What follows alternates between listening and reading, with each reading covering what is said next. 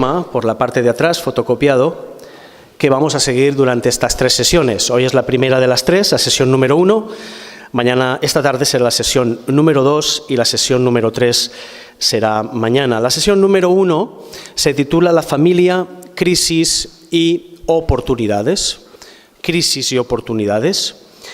Esta tarde, con un amplio soporte bíblico de la Escritura, hablaremos de la familia de Jesús y también de la familia como campo de misión y como agente del reino. Y mañana por la mañana es cuando concluiremos hablando de la familia de la fe. La familia de la fe. Hoy empezamos reflexionando acerca de la familia en sentido histórico y cultural. En sentido histórico y cultural. Es interesante reflexionar acerca de o intentar definir algo tan sumamente complejo como es la palabra familia. Es una de las palabras que tanto desde el campo de la sociología como de la antropología cultural, de muchos otros ámbitos del saber, la palabra familia ha recibido y sigue recibiendo múltiples y a veces discrepantes interpretaciones y definiciones. Cuando tú ahora estés pensando en la palabra familia, tú tienes en tu cabeza un constructo mental, una definición de la misma. Yo te preguntara, ¿qué es la familia para ti? Seguramente dirías 3 o 4 cosas, ¿no?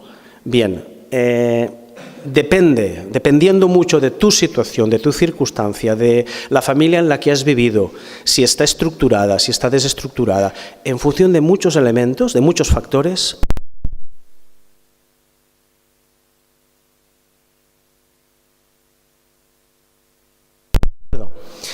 Bien, os voy a presentar a la familia más famosa de la posmodernidad. Adelante.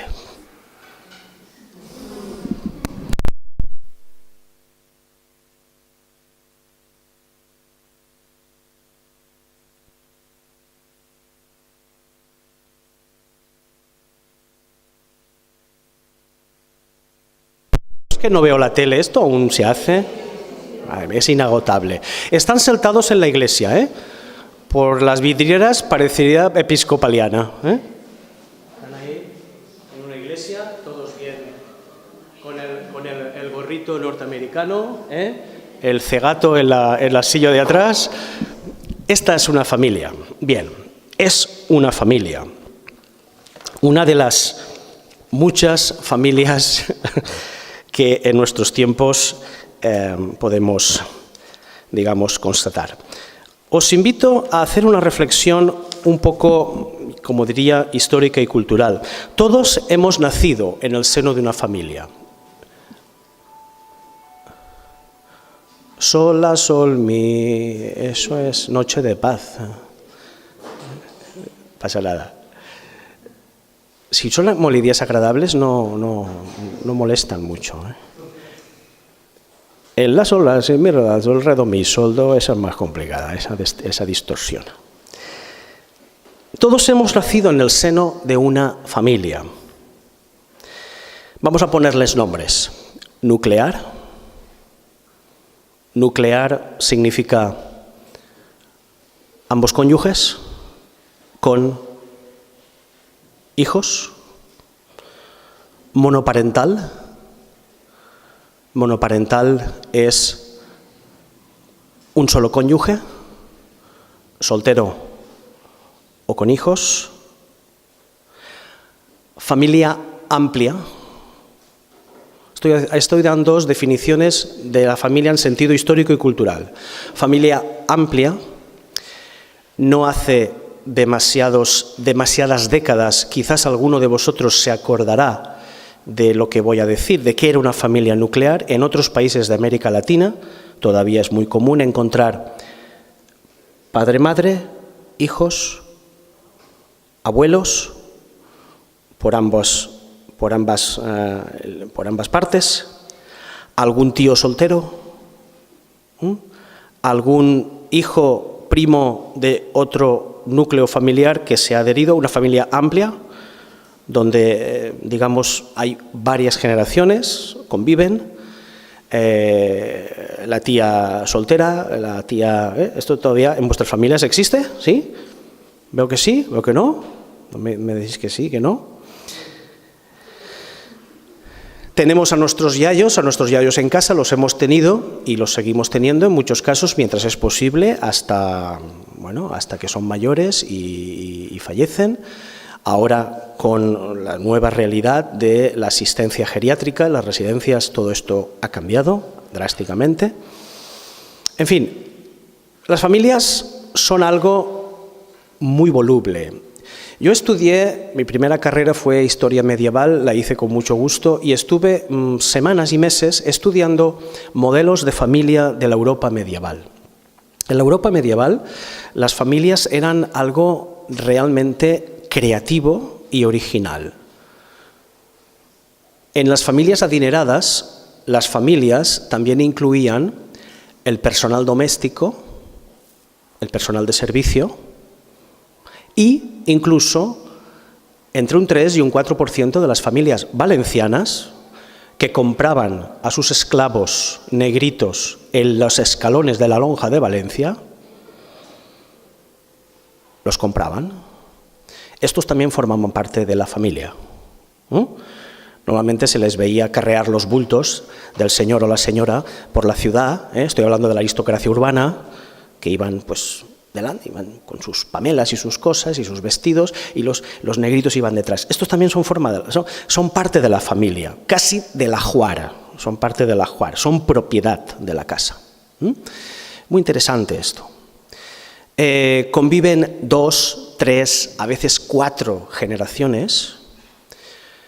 Si tienen un taller, un pequeño taller como artesanos, son curtidores o carpinteros, es en la planta baja, en la planta de arriba viven los abuelos, en la planta de arriba viven los hijos y en la parte de arriba viven los nietos. Esas casas que se van sumando las alturas, que hay unas ventanas corridas, el modelo renacentista, ¿no?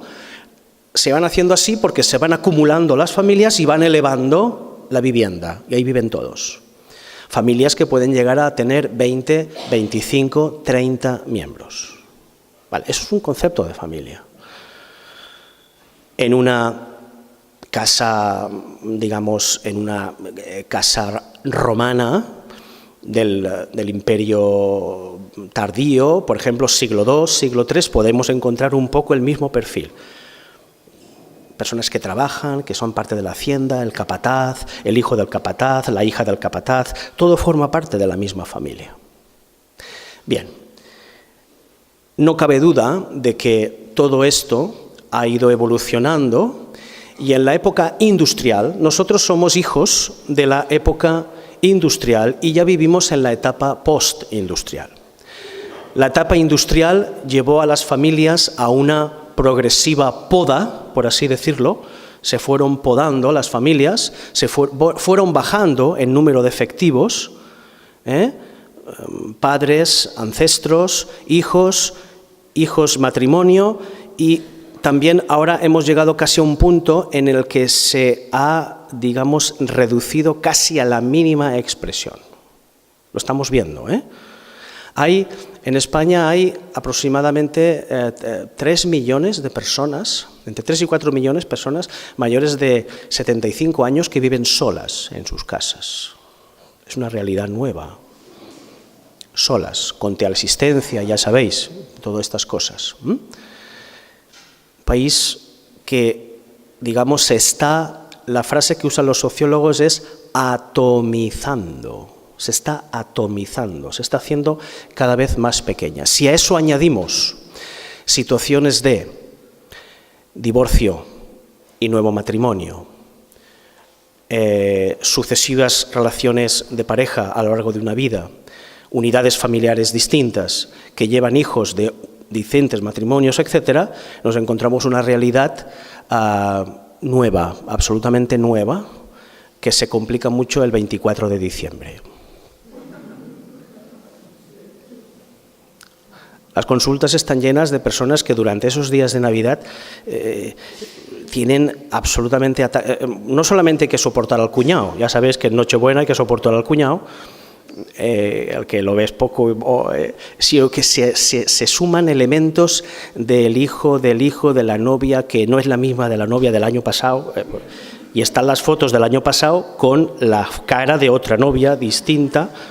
Y, en fin, estamos entrando en una dinámica que es muy frágil, muy voluble, muy frágil, muy atomizada, y que nos está dejando cada vez un poquito más solos, un poquito más desarraigados, un poquito más desorientados. Esta es la realidad familiar. He hecho un poco así un resumen muy rápido de dónde veníamos: sociedades medievales, antiguas, sociedad industrial, padre, madre, hijos, pum, y después la sociedad postindustrial es una sociedad desestructurada. Desestructurada. La familia sigue siendo un concepto de referencia, porque todos hemos nacido en una familia. Mirad, los seres humanos somos sociales. Vivimos en sociedad como un pez vive en el agua y no se da cuenta. Yo a veces me pregunto si el pez se dará cuenta de que vive en el agua y que no puede vivir fuera de ella. ¿El pez lo sabrá? ¿Un pez sabe que es pez? No lo sé. Tiene 3 segundos de memoria, me han dicho. O sea que si tienes una mascota y te mira así un rato y se gira, ya no sabe quién eres y siempre se alegra. Por eso esta película famosa de Isabel Alonso, el pez que es desmemoriado, que no sabe lo que le ha pasado ni dónde va y tal, refleja muy bien los 3 segundos de memoria de pez, por eso la memoria de pez. Diferente de la memoria de camello, Cuidado con un camello, que el camello te la guarda, Si le has golpeado el camello, por la noche, a los beduinos se les ponen encima y le orinan encima del beduino, O sea, esos te la devuelven. Bien, memoria. ¿Por qué he dicho lo de la memoria? A ver si voy a ser yo el del pez. No tenemos memoria de pez. Perdón, retiro todo lo dicho. Borra esos segundos. Sí, el pez sabe que es pez. Gracias, Esther, gracias. Bien, ¿el ser humano sabe que es social? Algunos no se dan cuenta de esto, pero nosotros necesitamos vivir en sociedad. El famoso mito del niño salvaje que se cría en la selva y que se socializa como lobo y después tiene comportamientos de lobo, ¿verdad? O se socializa con primates y tiene comportamientos de primate. Bien, no genera habla, por ejemplo. El habla es una cosa extraordinaria. Los que habéis tenido hijos, veis cómo se ilumina empiezan a hablar, ¿no? Sueltan la lengua y empiezan a decir cosas. Eso es extraordinario.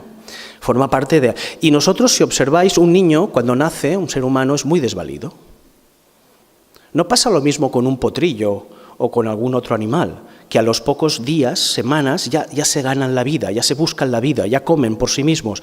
Un ser humano, hasta que no tiene 2, 3, 4 años, no es totalmente independiente, ¿no? Eso significa que tiene un largo proceso de socialización. Si no fuera así, y no nos transmitieran todo el saber nuestros padres y nuestros ancestros, pues no tendríamos las habilidades sociales que supuestamente debemos tener.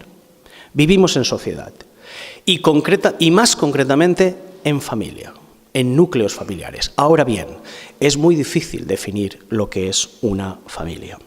Hay una palabra en chino, esto es un recurso muy manido, pero la voy a poner adelante, Sergio, tírale. ¿Habéis visto esta palabra en chino?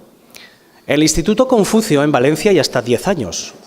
Os lo digo porque podéis apuntaros a algún curso. Yo me compré el libro, pero me cansé con las 12 vocales que hay, que al final te duele la boca. Es complicado. Pero tiene 3.000 ideogramas, 3.000, solo 3.000. El chino clásico tiene 54.000. Este está simplificado. Y esta es la palabra crisis, que son 2 ideogramas, que está compuesta por 2 ideogramas. El ideograma peligro, muerte, amenaza, dificultad. que el chino es muy difícil de definir, ¿eh? Son dos ideogramas. Hay una persona ahí como que se está resbalando. Los ideogramas son pequeños dibujitos esquematizados. Crisis significa al tiempo peligro y oportunidad. Es decir, de un peligro se puede salir mal o se puede salir bien, ¿verdad? O se puede no salir. Crisis, peligro, oportunidad. Esta idea es muy buena.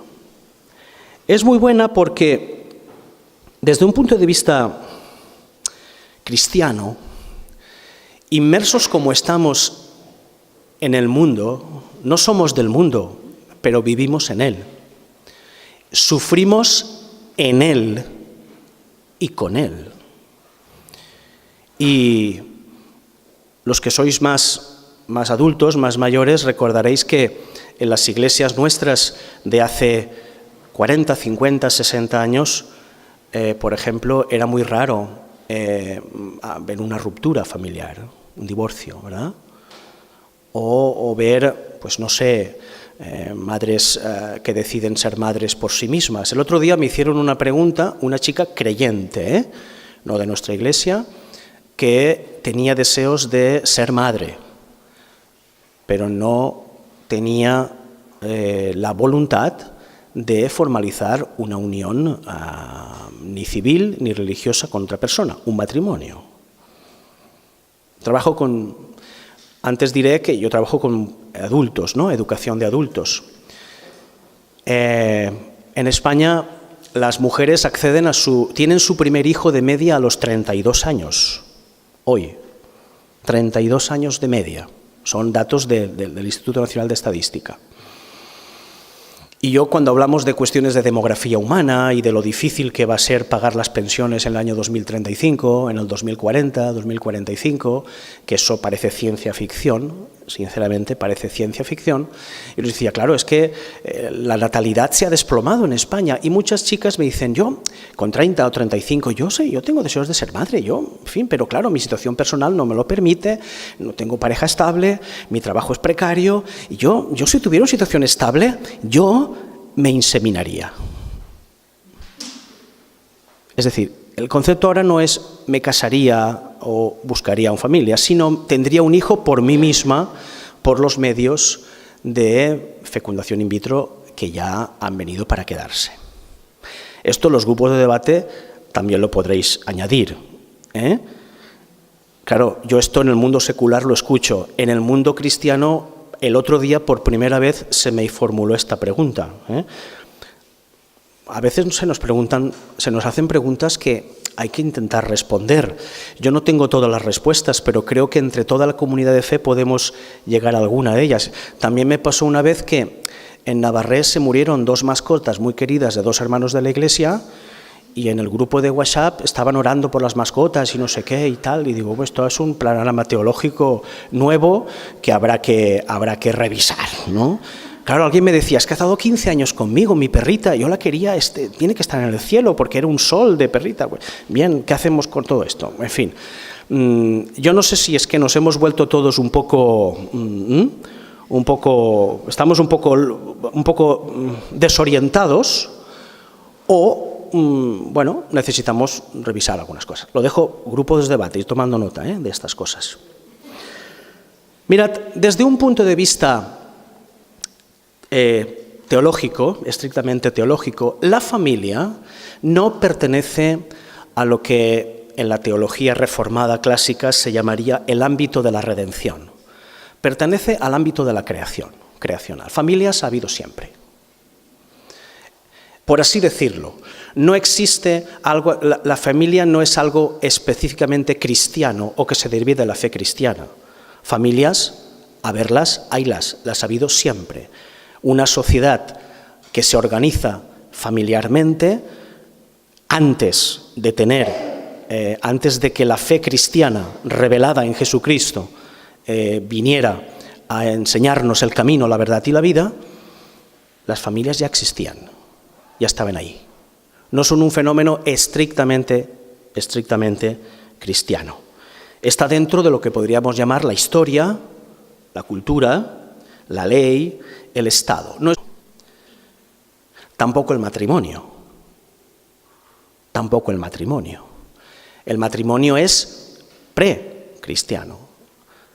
Unirse en una unión conyugal, en fin, legal, que implique una colaboración entre dos personas para llevar adelante un proyecto familiar, esto es tan antiguo como el derecho romano. Los que sois juristas aquí, o que habéis derecho lo sabéis, esto viene de muy atrás, ¿no? No se inicia con Cristo la familia, ni se limita al ámbito eclesial. Esto es una evidencia que hay que decirla, ¿verdad? Tenemos que empezar por decirlo esto. Es una institución humana. Una institución humana que es parte fundamental y constituyente del proyecto creacional de Dios. Cuando Dios crea en el Edén, capítulos 1, 2 y 3 del Génesis, el valor teológico de estos capítulos es extraordinario, crea la primera pareja, Adán, el hombre, la mujer, y los une en un proyecto común, en ayuda idónea, complementaria. Cuidado, porque el hecho de que salga de la costilla Eva no significa que tenga algún tipo de, digamos, de subordinación al varón, sino en un estado de complementariedad, de ayuda mutua. Es un hebraísmo interesante este. Es de su costado. Algo que está en mi costado es algo que es igual a mí y que me ayuda. Entonces, es una institución humana, parte fundacional y constituyente de la creación de Dios. Y, obviamente, pues es sustancialmente social, y fuera de ella no nos entendemos, porque fuera de la familia no nos entendemos. Necesitamos un marco familiar, alguien que nos transmita los valores, las enseñanzas, el lenguaje, las habilidades sociales, etcétera, etcétera, para seguir viviendo. Transmitimos todo lo que sabemos a nuestros hijos. De hecho, el aprendizaje que después la escuela sigue no es más que esto, una prolongación de que los niños sepan o sean sabedores de todo el bagaje que se ha acumulado en el mundo del conocimiento, etc. Vamos a ver algunas tipologías bíblicas de familias de la Escritura. Hay un buen libro por ahí de un terapeuta familiar cristiano que a mí me gusta mucho, que se llama Jorge Maldonado, que ha hablado de estas cosas. Es un libro, unos libros editados en Nueva Creación que os los recomiendo. Vamos con la primera de las familias. ¿Qué familia es esta?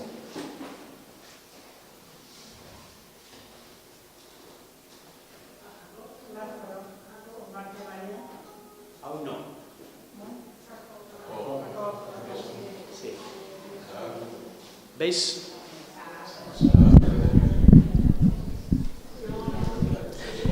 Esta es una obra de Rivera, de Xàtiva, Este es de Xàtiva, el españoleto, Rivera, Cuando hagamos una excursión a Xàtiva os enseño el castillo y veamos sus cosas. Estas cosas las volveremos a revisar. Lo que pasa es que el españoleto, el Xàtiva nació y ya no se le vio más por allí el pelo, se fue a Italia.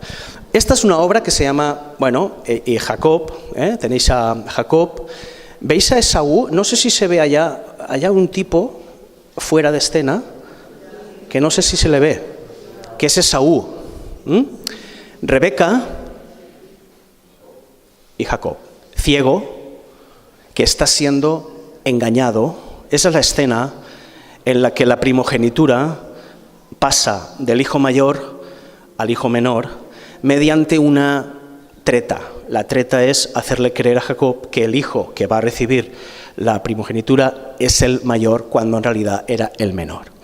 Hay un vellón, veis que tiene la mano en el brazo, como aquel era velludo y este no, esto era barbilampiño, pues a este le ponen un vello aquí para que Jacob sea,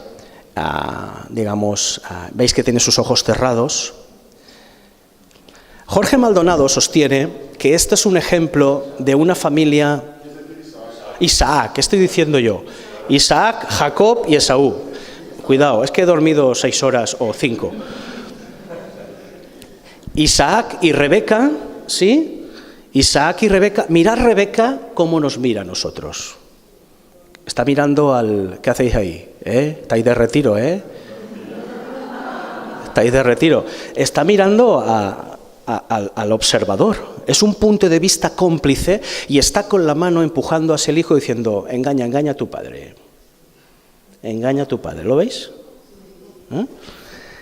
Esto para escolares, para explicarles la Biblia es muy interesante, porque aquí hay un juego psicológico que de fondo, el que sabe un poco de la Escritura sabe que esto es una escena de engaño.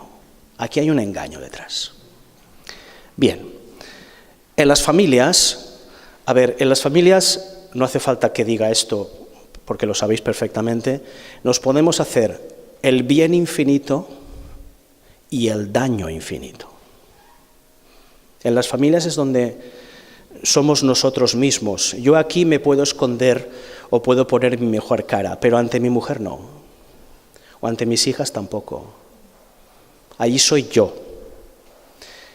Y cuando uno es yo, sin tapujos, es cuanto más vulnerable se puede sentir. La mentira, dice Jorge Maldonado, es uno de las zorras pequeñas que minan una convivencia familiar. Os pongo ejemplos de familias de la Biblia que no son perfectas. A mí me encanta la Biblia porque no es un libro de santos. ¿Sabéis? Una hagiografía es un libro de santos. San Antonio, San Vicente Mártir, son todos maravillosos y tú te sientes una cucaracha al lado de estos tipos. No, cuando lees la Escritura te das cuenta de que son como tú y como yo. A veces mentimos, o hemos mentido, o hemos pecado, hemos sido deshonestos, y aquí hay una escena de complicidad, la mamá, los favoritismos, con el nene pequeño, no con el mayor, que después va a generar... Sabéis que el nombre mismo significa engañador, ¿no? Isaac es el engañador, o era Jacob. Jacob significa engañador. Por tanto, el engañador engañado.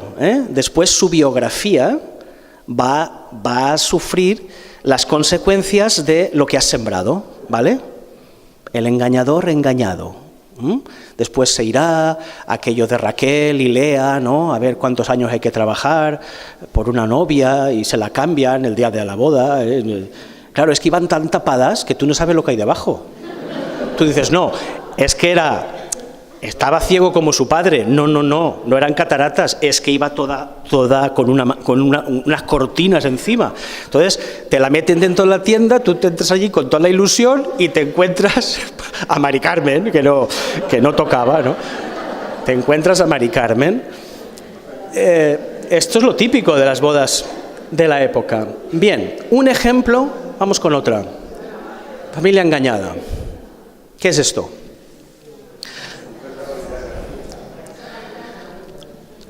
¿Ejemplo de familia monoparental?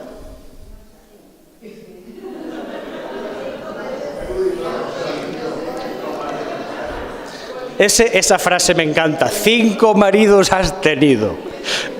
Cuando empiezas así, ya te has cargado a tu oponente.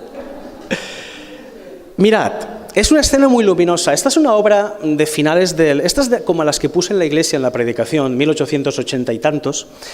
Es una obra de un autor ruso, creo, también, muy luminosa, porque son las 12 del mediodía. ¿Cuándo fue la samaritana por agua? Cuando no iba nadie. Es una estupidez ir a las 12 de la mañana en el cenit del sol. Esto no es. ¿Pero por qué lo hace? Mirad cómo va engalanada, lleva unas joyas. Tiene un aspecto que aquí el autor ha querido, el autor del cuadro ha querido darle un aire como de prostituta, ¿sí? ¿Correcto? O de persona, digamos, como marginada. Jesús está en el pozo de Sicar, Juan capítulo 4, y entablan una conversación, está señalándole con el dedo. El cántaro, si supieras, dame de beber, ¿cómo me pides tú que te dé de beber? siendo judíos, samaritanos, no nos tratamos, no tienes con qué sacarla. Y ahí sentaba una conversación. Cuidado con la samaritana, porque hay que estudiar muy bien el trasfondo cultural de esta escena. Esta mujer no tiene 5 maridos y el que tienes ahora no es tu marido porque es una fresca. No, es una mujer explotada, abusada y marginada. Y está marginada y por eso precisamente no va a por agua con el resto de las mujeres, porque está excluida. Según el derecho consuetudinario judío, una mujer podía ser repudiada hasta 3 veces. 4 ya no, hasta 3. Esta mujer ya ha sido repudiada en 5 ocasiones. Y repudiada porque a lo mejor le ha quemado las lentejas al marido, no repudiada por otra cosa. Es decir, fuera de mi casa. Eran desheredadas, si tenían hijos se quedaban desamparadas y se veían obligadas a seguir en brazos de algún hombre que se dignara a tenerlas. Es un ejemplo para mí de familia, de mujer aislada, sola, abusada en el sentido de que una mujer en esta época, quitaos de la cabeza todo lo que sabemos hoy de feminismo, liberación, quitaoslo de la cabeza, autonomía. Esta mujer está al albur de lo que quieran hacer con ella los que se compadezcan de ella. Y el que ahora está contigo no es tu marido. Estas palabras de Jesús son muy elocuentes porque ese individuo no se atrevía a formalizar un matrimonio con una mujer 5 veces repudiada. Esta mujer no cambia de marido porque sí. La cambian, ¿verdad? La repudian y una y otra vez busca amor, afecto, cariño, estabilidad. Bien, un ejemplo interesante, es un ejemplo interesante. Adelante, vamos a, por ejemplo. Esta sí es Marta y María y Lázaro. ¿Quién es Marta y quién es María?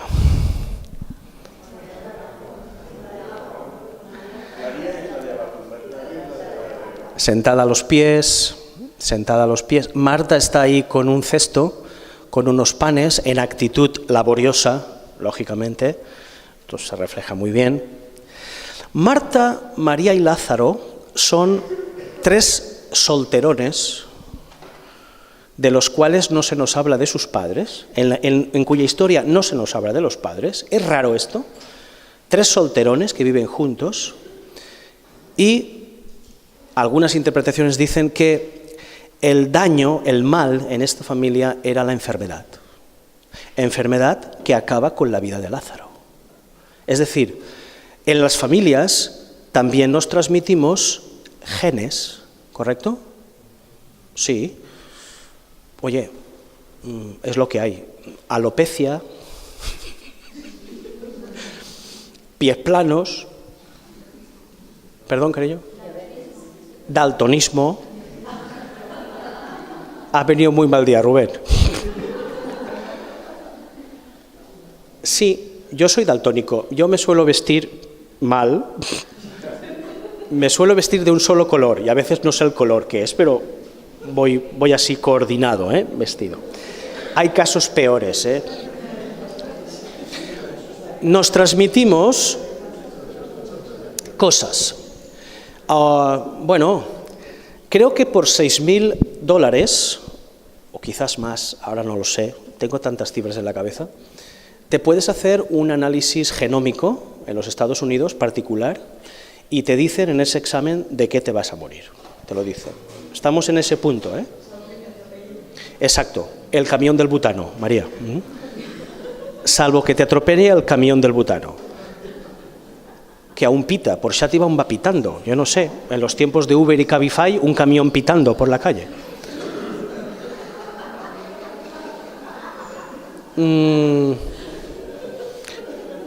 No pretendo ser gracioso, es que salen así.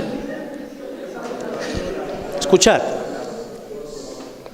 tu mamá, tu papá, tus ancestros, ya sabéis, cáncer de colon, pues bueno, si hay un cáncer de colon en la familia, automáticamente hay un análisis para todos los miembros de la familia, para descartar posibles y tal. Bueno, también la familia, para bien, para mal, nos transmite genética, longevidad, enfermedades, dolencias, en fin. Esto forma parte de la vida. Dicen algunos exégetas, comentaristas, que probablemente Marta, María y Lázaro habían perdido a sus padres y que ellos mismos pues, eran enfermizos, y la prueba es que estos amigos de Jesús, Lázaro fue el protagonista de aquel hecho, adelante, de la resurrección. Mirad, este es Lázaro saliendo de la tumba, esto es de Veronés, creo, y veis esa cara, esa mortaja, ese gesto que le está diciendo, tú, sal fuera. Ahí las caras de los demás que están mirando para otro lado, están mirando para otro lado. Bien, otro tipo de familia. Adelante, Jorge. Esta es una foto muy mala, porque no he encontrado una mejor, muy mala, que nos muestra a dos personajes que son los protagonistas de una epístola muy breve del apóstol Pablo que se llama Filemón. Pablo le escribe a uno de los hermanos que tenían una iglesia en su casa, que se llamaba Filemón, alguien de familia pudiente, porque tenía a su cargo, como he dicho antes, esclavos. La esclavitud en la Edad Media europea era, digamos, poco frecuente. La había entre 4 y 6% de la población, según zonas, pero en el mundo antiguo podía suponer el 20%, que eran esclavos. Y con esta realidad social y familiar se las tuvo que ver el apóstol Pablo. En sus instrucciones apostólicas y pastorales, él habla de la esclavitud. La epístola de Filemón es una misiva que Pablo envía a Filemón para decirle, Filemón, escucha, no te enfades. Porque claro, Filemón tendría razones para estar enfadado. Onésimo, ese esclavo tuyo que se escapó, ha venido a buscarme. Ha venido aquí, me ha contado todo, ha conocido al Señor, ahora es tu hermano, está arrepentido y quiere volver. Recíbelo. Esta es la cosa. Y este es un poco el encuentro Onésimo-Filemón, ya se supone que, imaginado, ¿verdad?, del regreso. Es curioso porque la Escritura, con relación a la esclavitud, no se pronuncia categóricamente y dice, no, la esclavitud es una lacra social que hay que erradicar. No es este el tono que usa la enseñanza apostólica. Lo veremos mañana con mayor detalle. Pero no cabe duda de que la esclavitud cayó y con ella cayó el sistema socioeconómico del Imperio Romano Occidental. Esto es una de las consecuencias sociales que tuvo la fe cristiana. Cuando empezaron los seres humanos a entender que la esclavitud era una indignidad y que nadie puede ser propiedad de nadie, el sistema económico que estaba basado precisamente en la mano de obra esclava se desploma. Y pasamos a otra cosa, que se llamará feudalismo. Que no es que sea mucho mejor que esto, pero tampoco es, en fin, tiene sus elementos opresivos, de injusticia y tal. Bien, familias. Hemos visto, no puedo cansaros más, en familias en las que a lo mejor hay mentira, enfermedad, soledad, situaciones sociales que poco a poco van transformándose en otra realidad, etc. Vamos adelante.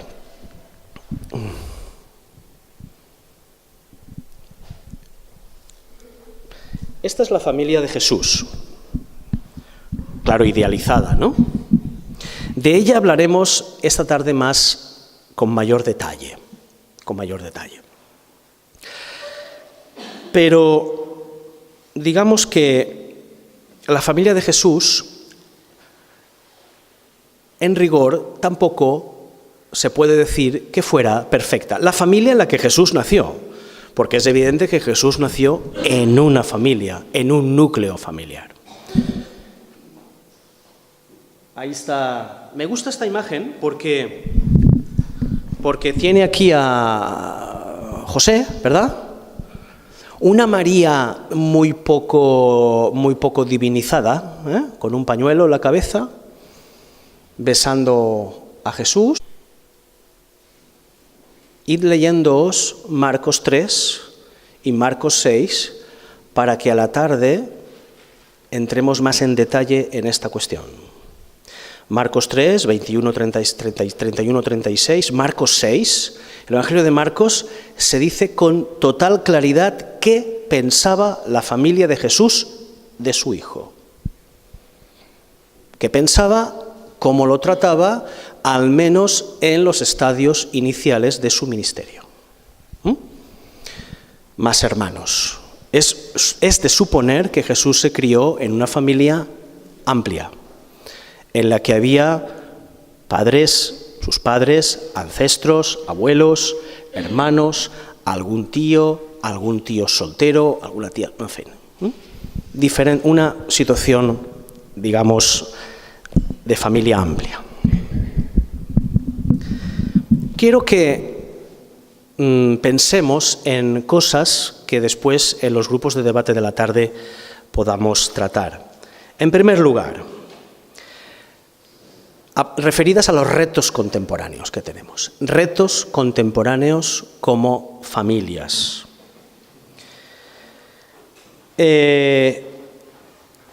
¿Molesta la palabra patriarcado? ¿Os molesta? No importa que podáis intervenir, decir vuestra opinión. ¿Os suena bien? ¿Creéis que es apropiada, inapropiada? Patriarcado. A ver, no os escondáis. ¿Sí? A mí no me molesta en exceso. Creo que históricamente las sociedades occidentales, la cristiandad medieval, obviamente de raíz judeocristiana, pues han puesto al varón en un lugar de dominio, de privilegio, alrededor del cual orbita la familia. ¿Qué os voy a contar del mundo bíblico, del mundo del Antiguo Testamento? Las mujeres no comen con los hombres, las mujeres comen aparte. Las mujeres no son válidas en un juicio, su voz, su opinión no es tenida en cuenta. Obviamente no van a la escuela iba a decir coránica, no. A la sinagoga, no aprenden a leer, son personas de alguna forma culturalmente marginadas, porque tampoco se les enseña a pensar por sí mismas, a valerse por sí mismas, son dependientes del varón. Históricamente fue así. Algunas recordaréis, hermanas más mayores, que una mujer en España no podía tener una cuenta corriente en el banco, a las que habéis luchado más contra todo esto. En fin, era una situación de dependencia que el nacionalcatolicismo de la dictadura de Franco acentuó, más si cabe, de lo que ya estaba. A ver si sabéis. Este es un mes de votaciones, ¿eh? Y el siguiente también. ¿Os han tocado en mesas electorales y tal? ¿Alguien? ¿Han dicho algo a alguien? No, vale, bien. ¿Ya te han tocado? A tu hija, bien. Lo digo porque yo, como tengo la agenda que no caben más cosas, digo, si me ponen en una mesa electoral me matan. Este mes vamos a votar todos. Sufragio universal. ¿Sí? A ver si sabéis, este es un dato para que lo busquéis en Google. ¿Cuándo votaron las mujeres por primera vez en España? 1923. Sorteamos una paletilla de jamón ibérico a todos los... 1931. ¡Y! ¡Caliente! ¡Caliente! 33, ahí está. Caliente, Vicente. 1933. Si eso os parece muy tarde, el dato de Suiza aún me parece más sorprendente. En 1976 o 74. Por primera vez... Me hacen así. Inés dice, no es posible, eso no puede ser. Eso es absolutamente imposible. Bueno, hay que tener un pelín de memoria histórica, solo un pelín, para darse cuenta de cómo está cambiando. La píldora ha cumplido 50 años, ¿sabéis eso? Este año, el año 58, 50 años de la píldora anticonceptiva. También del colacao, por cierto. Del disco azul de los Beatles, el disco azul de los Beatles. Sí, sí. Hace 50 años pasaron muchas cosas. Lo de la luna, que vendrá ahora, ¿no? Bueno, sí, ahora va a resultar que no fuimos a la luna. Con tanta fake news y tal, pues ahora no fuimos a la luna tampoco. Hace muchas cosas. Hace 50 años pasaron muchas cosas. 50 años, los Juegos de México, el asesinato de Martin Luther King, 50 años, eso ha sido este año pasado. La mujer se ha incorporado en pleno derecho, en materia de derechos civiles, plenamente, a la contemporaneidad de forma muy tardía, muy tardía. Y esto, claro, obviamente, pues ha obligado a reorganizar nuestras estructuras también, ¿no? Obviamente, ¿qué os diré de las iglesias hermanas nuestras? Cristológicamente nosotros firmaríamos su cristología, pero que no permiten el ministerio femenino, ¿no? Haciendo uso, pues, de una interpretación de la Escritura según la cual la mujer no puede ni ejercer dominio sobre el varón ni dirigirse a la asamblea en público. Por cierto, es interesante decir esto para que lo debatáis en los grupos de debate. Cuando una mujer hablaba en público, en los tiempos del apóstol Pablo, era una mujer de vida pública, ¿me entiendo? ¿Me explico? Es decir, solo las mujeres que se dedicaban a ejercer oficios que hoy podemos considerar, ¿verdad?, son las que se atrevían a hablar. Por lo tanto, cuando el apóstol Pablo dice las mujeres no hablen en la congregación, a Corinto, porque en Corinto sabían muy bien que cuando decían eres una chica de Corinto, una chico de Corinto, era una chica que se dedicaba al oficio más viejo del mundo. Por lo tanto, cuando alguien hablaba en la congregación, eso proyectaba un testimonio público muy negativo para la primera comunidad cristiana. Por lo tanto, hay que poner en valor el valor normativo de estos textos. La mujer no habla en la congregación. Digo esto porque este es mi ideario y en fin, creo que está bastante contrastado, ¿no?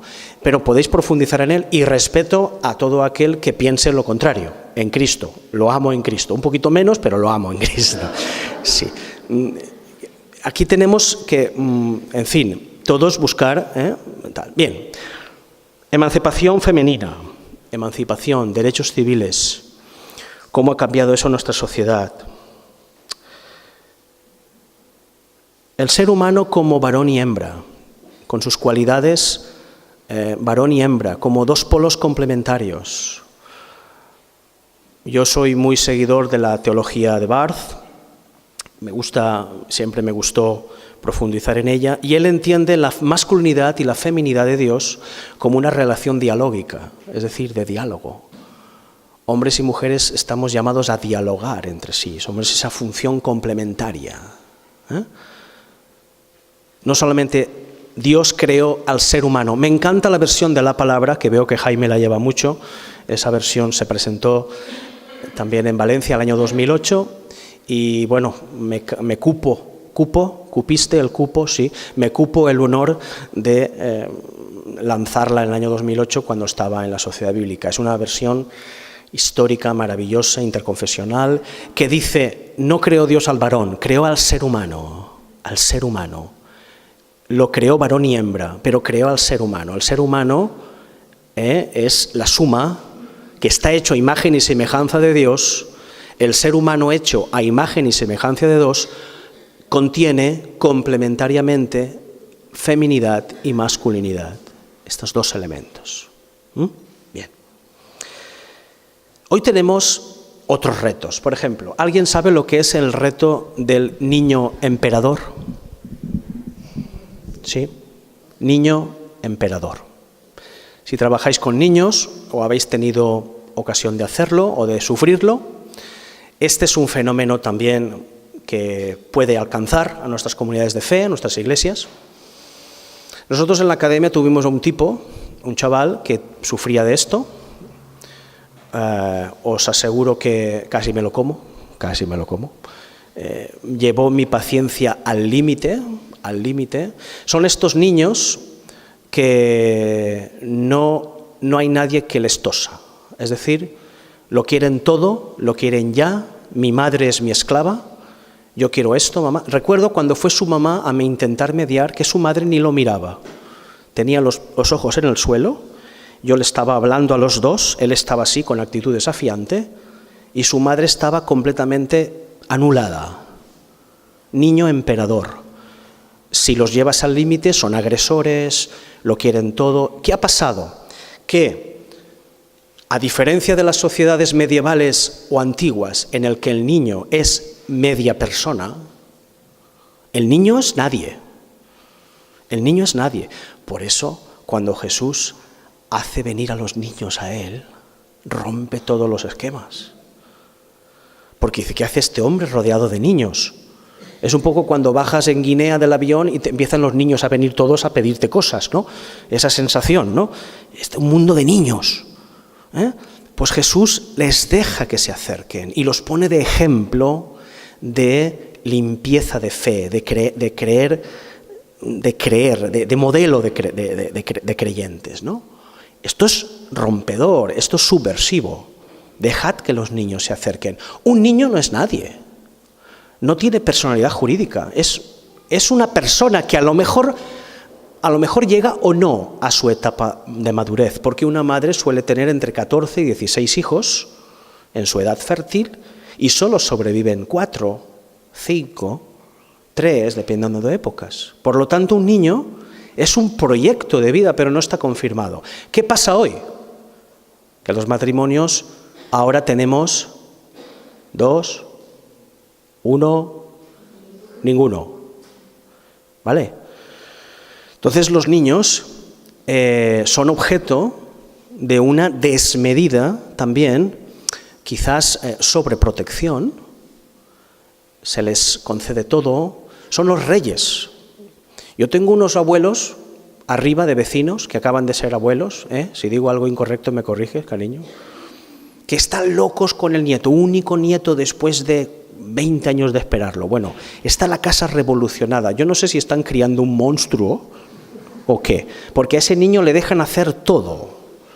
Recorre la casa con una motocicleta de aquellas de plástico, todo, bueno, en fin, es una locura, ¿no? Es una especie de fiesta constante y ese niño no hace falta que vaya a Disney World París, ¿no? Este vive en Disney World París, tiene todo. Llega Navidad, es el único niño, se le sobreregala, no regala, se le sobreregala. Bien, ¿en qué nos estamos convirtiendo, ¿no? ¿O cuáles son las consecuencias de esa manera de educar? Analizadlo también en los grupos de debate. La figura del abuelo esclavo. Uy, ¿dónde me he metido? El abuelo esclavo. Los abuelos aquí dirán, eso nunca, yo no soy esclavo de nadie, ¿qué me estás contando? Cuando hay que pagar una hipoteca de 1.000 euros y trabajan ambos y el 55% del salario se va en la hipoteca y las jornadas terminan a las 6 o las 7 de la tarde, ¿quién se hace cargo de los niños? Una vez en Madrid, una compañera de trabajo dice, ven, acompáñame, que soy voluntaria con los niños llave. ¿Sabe lo que son los niños llave? Niños llave. Yo no sabía lo que era eso. Nos fuimos al cole, terminamos en la oficina, eran las 5:30 de la tarde, y salieron todos los niños con sus papás, con algunos abuelos, y algunos niños salían solos con una llave colgando de aquí. Una llave con la dirección. Por cierto, las llaves de las habitaciones hay que devolverlas a María o en conserjería, o si no nos cobran. Que después os las lleváis y con eso no se abre ni la jaula del canario, no se abre nada. Hay que devolver las llaves. Esos niños llave, los servicios sociales del ayuntamiento los coordinan para que los voluntarios los lleven a su casa, les den la merienda, los bañen, hagan los deberes y a las 8:30, oscurecido, llegan los papás. A veces ya están durmiendo. Ese fenómeno ya se prolonga algunos años, no es nuevo, Yo esto hace más de 10 años que lo viví. No sé si en Valencia está. En los pueblos más pequeños hay más redes sociales, es más raro verlo, ¿no? ¿Verdad? Ahora son, dime, Irene. Abuelos voluntarios, es interesante esto. Bueno, ese es otro fenómeno. Digo abuelo esclavo porque en algunas ocasiones, pues, aunque los abuelos quieren con locura a sus hijos, a sus nietos, ¿cómo se quiere a un nieto? Yo no lo sé. Algunos sí lo sabéis. ¿Cómo se quiere a un nieto? Se quiere de manera distinta. Los padres tenemos como una responsabilidad inherente, ¿no?, de llevar a los hijos, y a veces lo hacemos bien y la mayoría de veces lo hacemos mal. Pero los nietos es otra cosa, ¿no? Y claro, no puedes considerarte un esclavo del nieto, pero claro, tus fuerzas no son las mismas a los 70, a los 75 años que eran las fuerzas cuando tenías 30, ¿verdad? Entonces hay que hacerse cargo. Muchos abuelos lo hacen por gusto, absolutamente complacidos, y otros dirán, me apetecería quedarme en casa, estar más tranquilo, pero he de estar en el Netet, ¿no? Es esta cuestión, ¿no? Bien, analizad todo esto también, modelos de familia, cosas que están cambiando. Nuevas formas de matrimonio. Nuevas formas de matrimonio. Yo sé que este es un jardín muy complicado, pero cuando yo constato en la academia, donde trabajo, todavía parcialmente, que hay chicos y chicas de 30 y tantos que viven juntos más de 15 años y a veces tienen hijos en común y no han formalizado una unión matrimonial, yo me pregunto si eso es un matrimonio, una nueva forma de matrimonio, o cómo llamar a eso. Porque evidentemente se cumplen todos los puntos del Código Civil, que es el que se lee en una ceremonia. Están juntos en un proyecto en común, se cuidan mutuamente, tienen economías compartidas y tienen descendientes a los cuales cuidan, escolarizan, son personas. Entonces, claro, dices, ¿esto cómo le llamamos a esto? También nuevas formas de maternidad, lo he apuntado antes. Uy, si yo tuviera una situación estable, yo me insemino. Esta es la cuestión. No me caso, no. Me insemino. Bueno, esto está aquí, está aquí. No, en fin, las técnicas lo permiten. Bien, ¿qué hora tenemos? 1:25. ¿Queréis comentar algo así en coloquio, saltar alguna liebre y ya la cazaremos entre todos? ¿Alguien tiene algo que decir? No puede evitar morderse la lengua y decir, yo no estoy de acuerdo. Quiero dejar el coloquio también abierto, aunque después tendremos tiempo de debatirlo. La sesión de la tarde será un poco más breve para dar tiempo a los debates, pero no me gustaría dejar pasar la oportunidad de que dijerais cosas, si queréis aportar algo. Yo creo que hay un peligro de deshumanización y de pérdida de los valores y de la unión entre los miembros de las familias. La palabra deshumanización me gusta mucho, Vicente. Creo que es muy interesante. Es decir, lo que acabas de comentar de una mujer que dice, bueno, pues me insemino cuando tenga tiempo, tengo ahora 40 años, soy abogada de éxito, he congelado mis óvulos. Caramba, eso ya es... Sí, no, pero es que Sí. es una noticia que leí. Sí. Una abogada con mucho éxito en Valencia, que ganaba mucho dinero y que con 40 años no tenía tiempo de ser madre. Sí. Y dijo, oye, pues voy a congelar mis óvulos para más adelante poder, ¿sabes?, poder quedarme embarazada. Y bueno, era curioso. Era curioso porque yo decía, bueno, si no eres capaz de tener amor para tener un hijo, ¿cómo vas a tener amor para criarlo? No tendrás tiempo para tu hijo. Si con 40 años tienes...